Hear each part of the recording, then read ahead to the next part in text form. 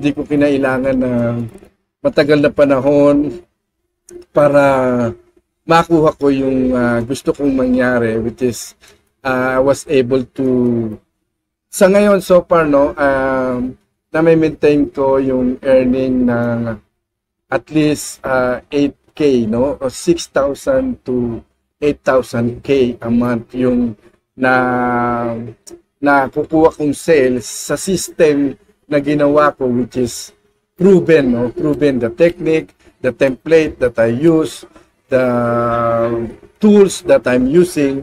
I was able to, generate every month. And makikita nyo yan sa mga record ko sa pagbubuk ko sa aking mga kliyente and in the record of my earnings each month. So far,